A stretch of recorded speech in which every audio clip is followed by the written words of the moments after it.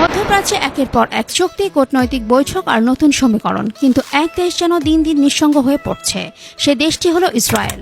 আর এই বিচ্ছিন্নতার শুরুটা হয়েছে মার্কিন প্রেসিডেন্ট ডোনাল্ড ট্রাম্পের সাম্প্রতিক সফর দিয়ে, যেখানে ইসরায়েল ছিল না প্রাধান্যে, বরং ছিল নীরব দর্শক। এই সফরে ট্রাম্প কাতার সহ উপসাগরীয় ধনী দেশগুলোর সঙ্গে বিশাল অঙ্কের বাণিজ্য চুক্তি করেছেন, অথচ কাতার, যার বিরুদ্ধে ইসরায়েলের অভিযোগ তারা হামাসকে সহায়তা করে এবং সবচেয়ে বড় ধাক্কা, যুক্তরাষ্ট্র সরাসরি হামাসের সঙ্গে আলোচনা করে গাজায় বন্দী থাকা মার্কিন নাগরিক অ্যাডান আলেকজান্ডারকে মুক্ত করেন। এমনকি ট্রাম্প সিরিয়ার ওপর নিষেধাজ্ঞা তুলে নেওয়ার কথাও বলেছেন। সেই সরকারকে ইসরায়েল জিহাদি বলে চিহ্নিত করে। ইসরায়েল শুধু চুপচাপ সেই দৃশ্য দেখছে।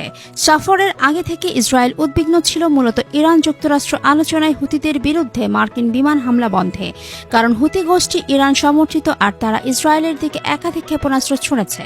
এমন পরিস্থিতিতে ইসরায়েলি সরকার কার্যত নীরব। প্রধানমন্ত্রী বেনিয়ামিন নেতানিয়াহু এখন পর্যন্ত সরাসরি কিছু বলেননি, শুধু অ্যাডান আলেকজান্ডারের মুক্তির জন্য ট্রাম্পকে ধন্যবাদ জানিয়েছেন।